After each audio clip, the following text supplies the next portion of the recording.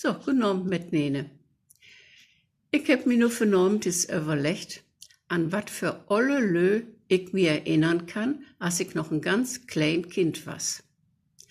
Da waren wir uns achten in Tus von Oma und Opa Dirksen. Das war wirklich ein alt Ehepaar und wir hatten ja unseren Eingang von vorne von der Straße und die gingen von achten in Tus. Die hatten da eine kleine Wohnung, das war ja eine kleine Schlafkammer mit so einem 1,5 schlöprig Bett und dann noch so einem Mantelstock. Und dann hatten sie noch einen größeren Raum, wo sie drin wohnen. Und wie die beiden, da troffen wir, wenn wir da hingingen, alles machen. Die hatten so voll Geduld mit uns, da konnten wir in die Betten, konnten wir rumhopsen und Kissenschlachten machen. Und wenn Oma Dirksen ist eine Pannekuchen backt hatte, dann kriegen wir da auch immer ein Stück mit. Und immer, da kam unsere Mama da drin und wollte sie Maria halen tot eten. Und da sucht sie, dass unsere Maria unter den Sessel lag, wo Opa Dirksen drin satt. Und unsere Maria hatte ein Stickenkästchen in der Hand.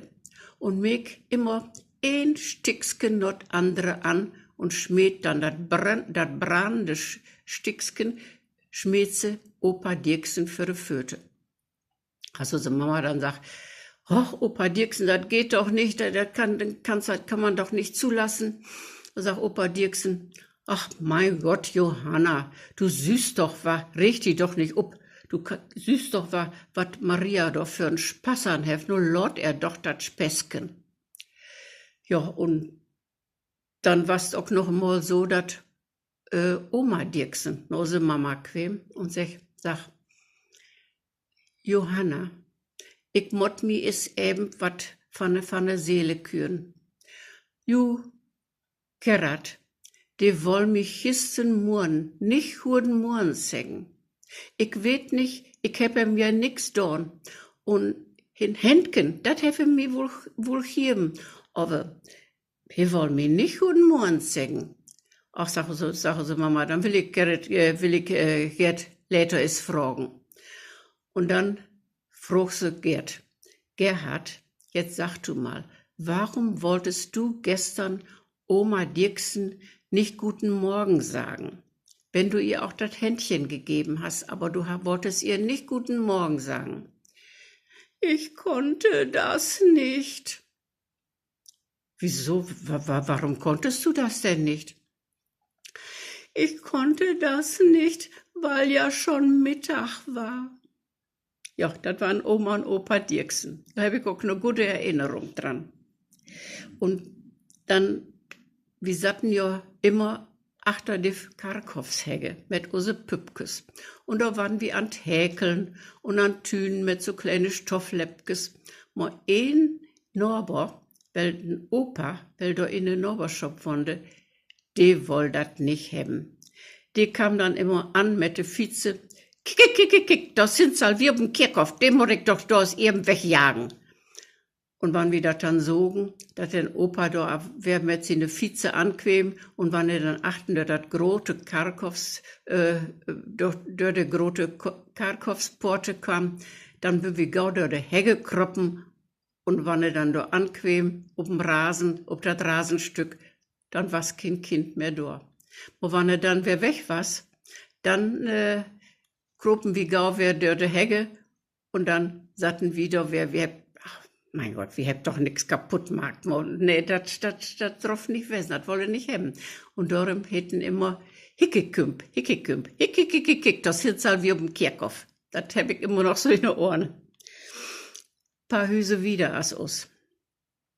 Da waren Siska und Felix. Die waren in uralt Hüsken. Das Hüsken, das so ut, so als als man das manch so sehen kann, in den Märchenfilme. So mitten in Wald, in Wald. Oder auf in Bus, sagt man ja. Ja, und die hatten noch einen Brunnen für Tus. Und wann wir da hingingen, und dann hatten die Wasser so eine langen, großen, dicken Schwengel dran, und da hing ein Emmer dran, und da scheppen sie dann immer das Water und den Brunnen noch Bomben hin. Und ja, das wurde auch getrunken und das war auch das einzige Water, was sie hatten.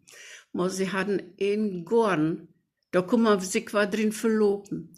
Blumen über Blumen und Gemüse, große Viehzebohnenstangen stünden. Und dann hatten sie da voll Georginen, so hätten das ja früher Georginen und Tränen des Herz Mariä und Akelei und alle solche ollen Blumen. Und das war wirklich, also das war ein wunderbar Blumen. Und das brummte von Bienen und die Schmetterlinge flogen da drüben. Und ja, wir gingen da öfter hin und lebten dann dort in Gorn. Und die hatten noch nichts zu denken. Opa, den Felix, den stund dann gerne vorne an Pörtchen an der Straße. Und wenn dann so ein Jungwicht auf eine junge Frau vorbeikäm, dann schmierte er so ein Knippauge zu und schnalzen so mit der Zunge.